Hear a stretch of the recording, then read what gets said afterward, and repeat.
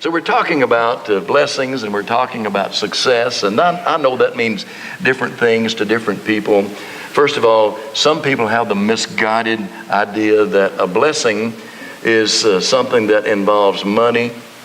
And while it can, the blessing is a much greater concept and much greater value than just dollars and cents. Because there's some things that you can't place a price on, and we talk about this often. You can't place a price on good health. If you're sick, if you're really, really sick, seriously ill, what would you give if you could be completely well and made whole again? And you say, well, there's not enough money in the world. I'd give you all that there is if I had it. Freedom is something that is beyond price. And love, what about love? True love is something that is just, and then God's love, being a recipient of God's love, God's grace and God's mercy. These are blessings that are beyond price. And when it comes to success, success can be thought of in a worldly and material way, in a materialistic way, or it can be thought of in a way in which godly Christian people consider what true success really is. And so, obviously, don't hear me delivering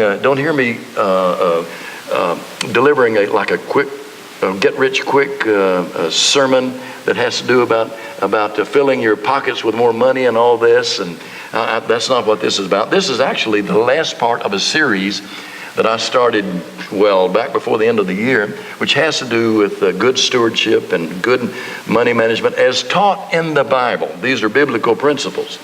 And so here are some introductory thoughts that I jotted down.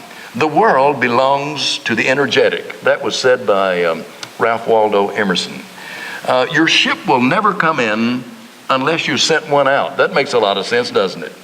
Real success is measured in how we use our success. In other words, it's not a big deal to work steady, that is if you're healthy. If you can get a job, to work steady and save a good portion of that money and always keep saving. You don't have to be extra smart. You don't have to be extra virtuous to do that. Anybody who chooses to just live on less than they make and save and invest it wisely. But then true success is not just winding up with a pile of money one of these days. It's how we use that blessing or that success, and if we do it to the glory of God. And the final thought in my introductory episode or part this evening is this: God can separate anyone from financial success. Okay? Now, somebody says, but I thought God was going to make me rich. No, He never promised that.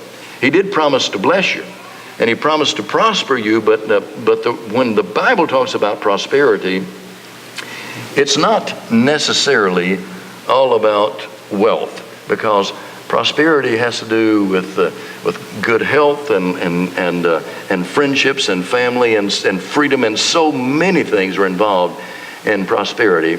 But now, if God sees the need to separate anybody from their wealth, He can do it. He can do it in at least two ways. Number one is by death. And we're going to look at an episode this evening from Luke chapter 12 about the rich man who said, I finally got it made. I've got everything I need, and now I can relax and take it easy. And God says, but just one thing you forgot to think about. Tonight, you're going to die.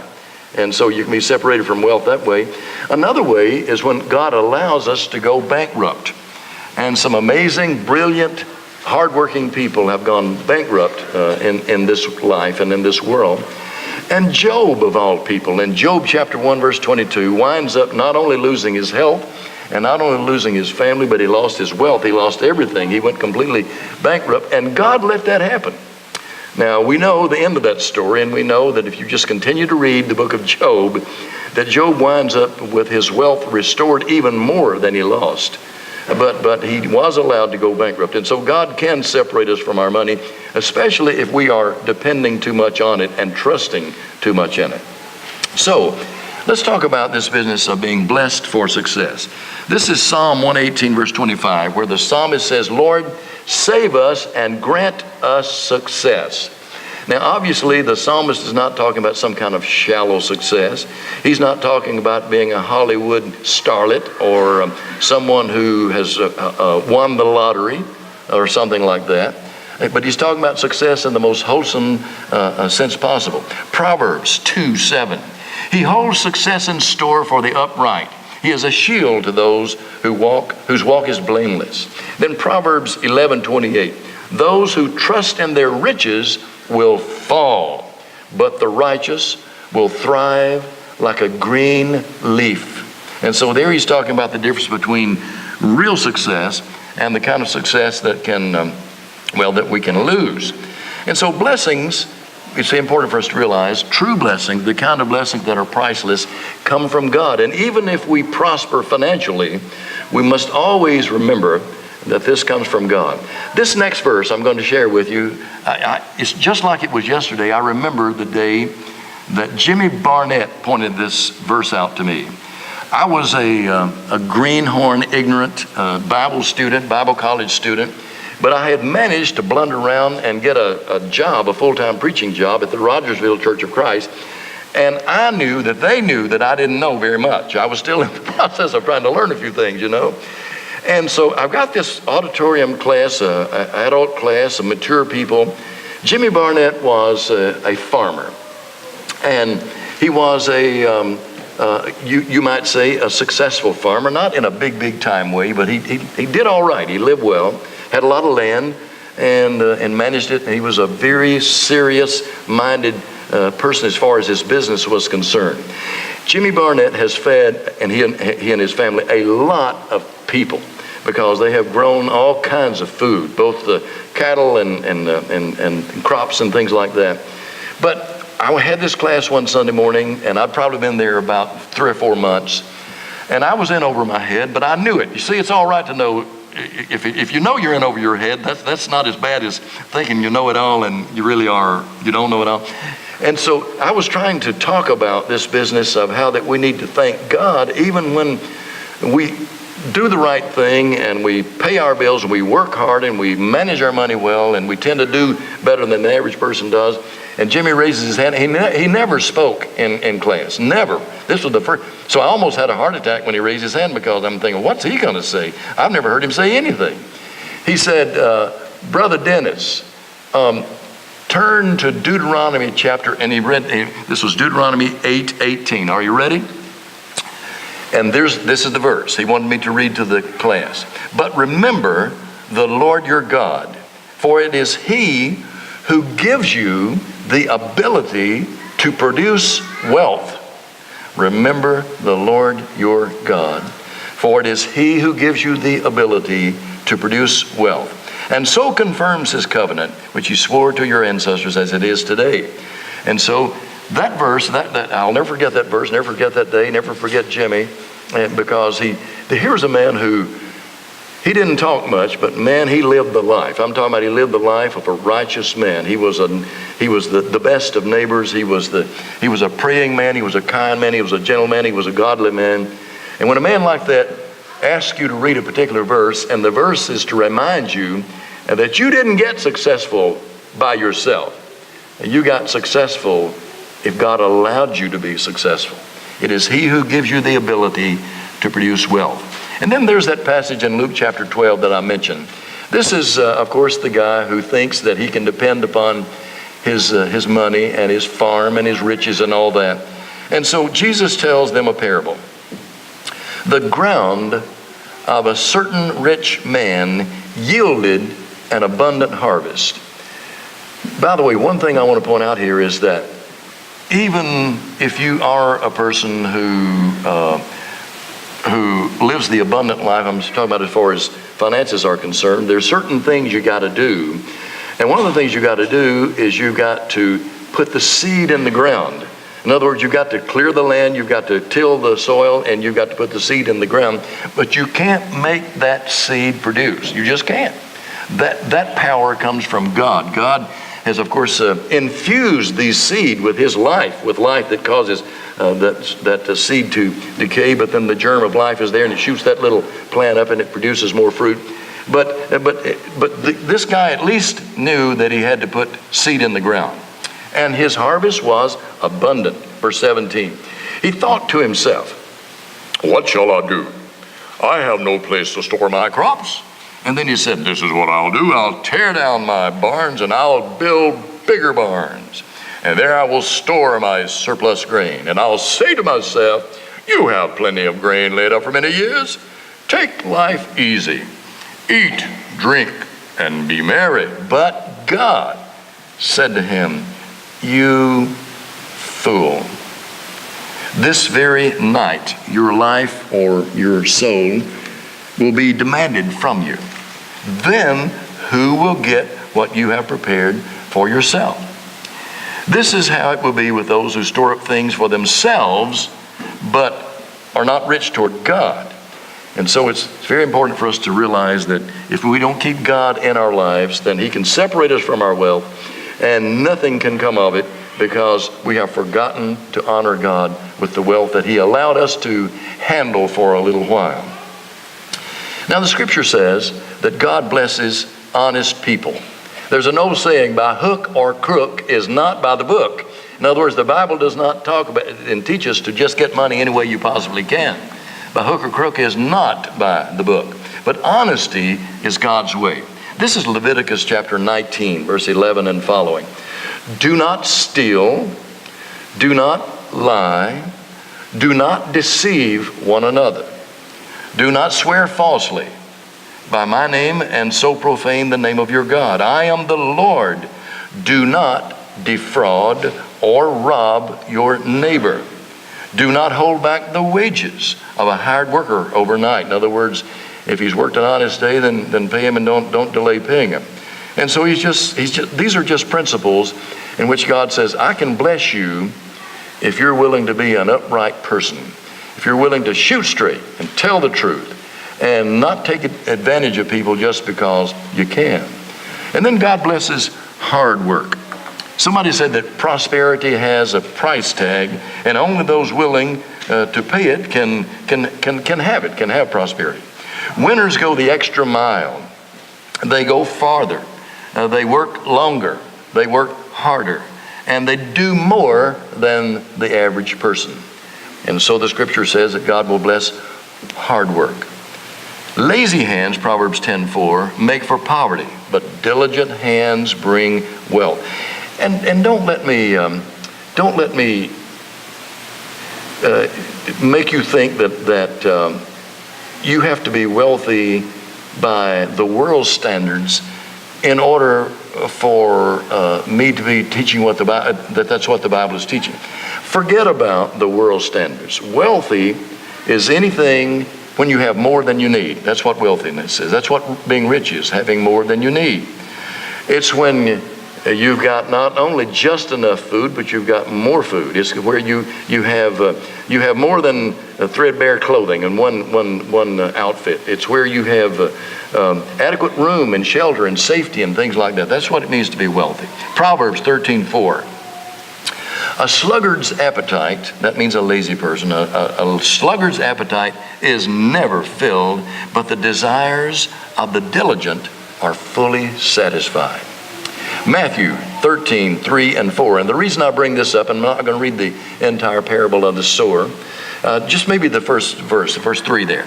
Then he told them many things in parables, saying, a farmer went out to sow his seed. Now the principle there is that we are participants in God's process of blessing us. The farmer, and of course it goes on to say that he sowed seed on 4 kinds of soil, and one of those soil was fertile, one of those kinds of soil. But the important thing to realize is that we've got to sow the seed. In other words, we've got to be willing to do the work. We've got to be willing to show up on the job and be there on time and give an honest day's work for an honest day's pay and things like that. And so the sower went out to sow his seed. And then it's very important for us to realize that God blesses sound judgment. And you know what sound judgment is, don't you?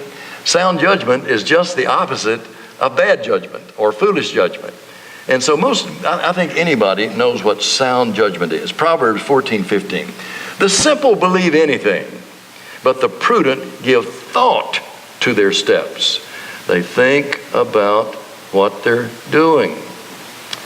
My sister has 5 children. They're just about all grown now.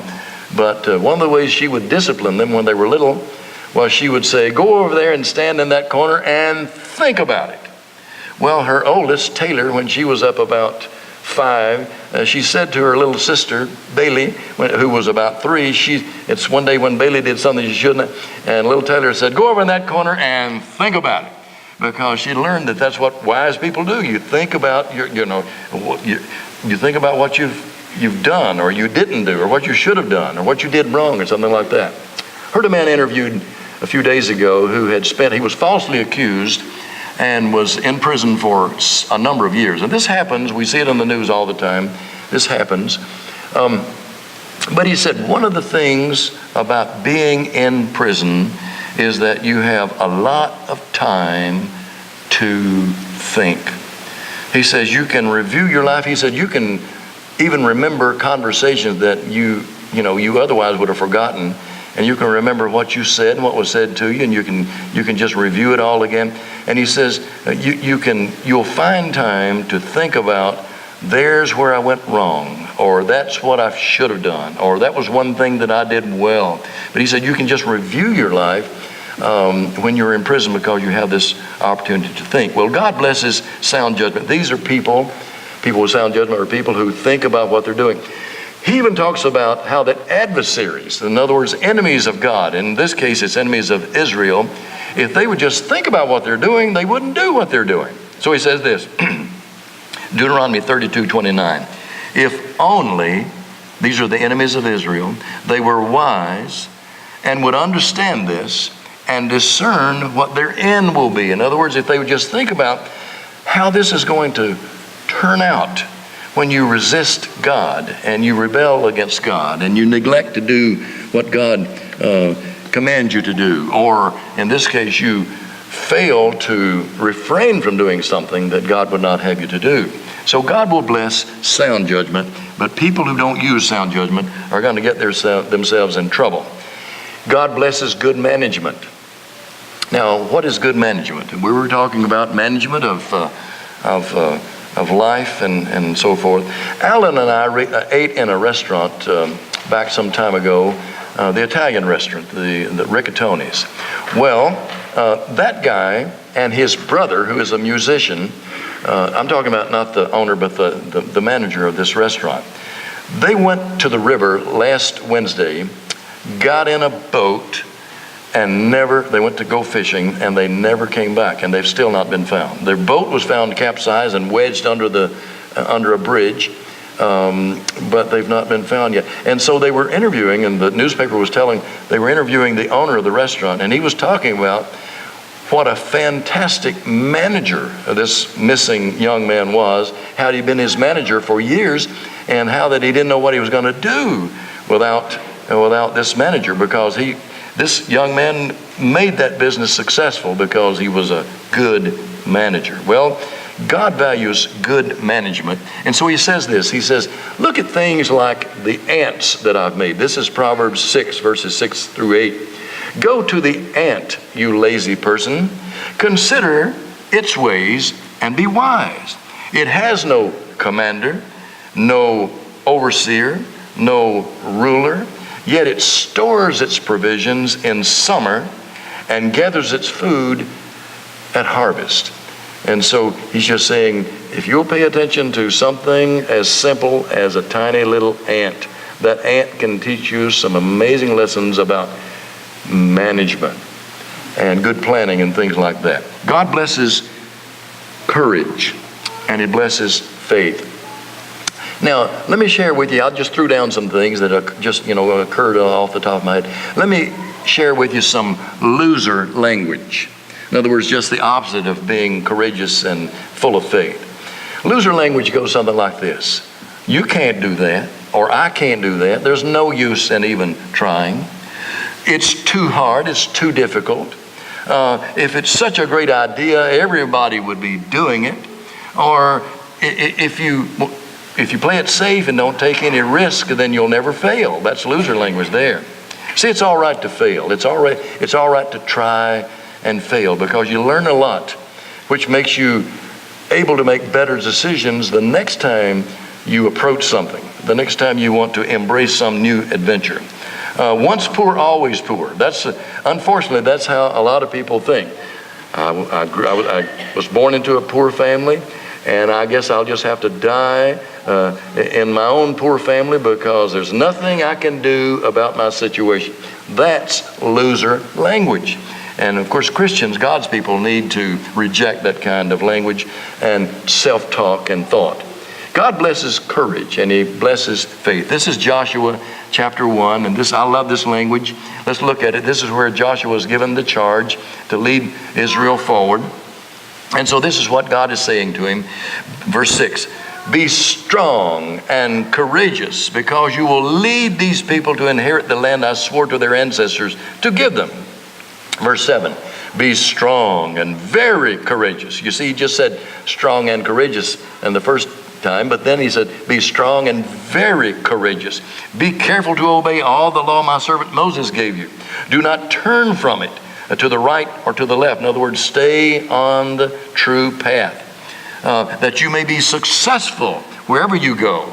Keep this book of the law always on your lips. Meditate on it day and night, so that you will be careful to do everything written in it. Then you will be prosperous and successful.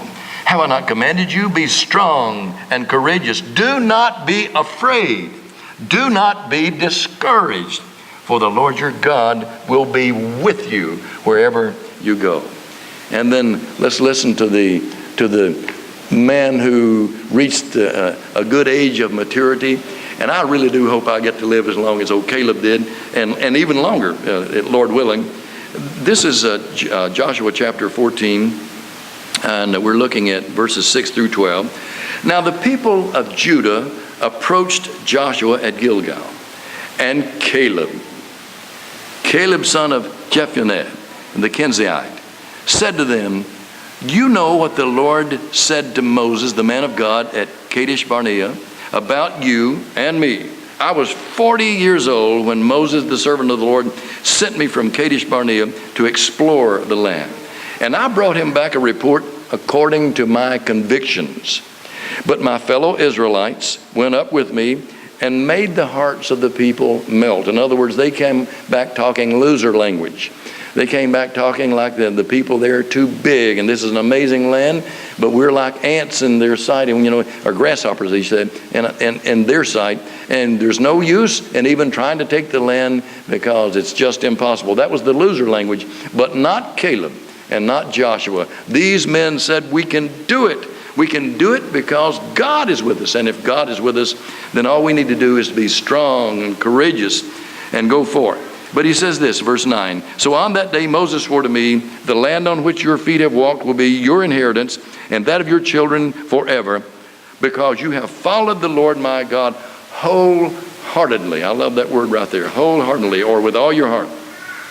Now then, just as the Lord promised, he has kept me alive 45 years since the time he said this to Moses, while Israel moved about in the wilderness. So here I am today, he says, 85 years old, and I'm ready. He said, I'm still as strong today as the day Moses sent me out. I'm just as vigorous to go into battle now as I was then. Now give me this hill country. Give me this mountain that the Lord promised me that day. You yourself heard that the Anakites were there, and their cities were large and fortified, but the Lord helping me, I will drive them out, he said. There's a man with courage and faith. His faith is in the Lord, and he's courageous because he says, the Lord will be with me and will help me be successful.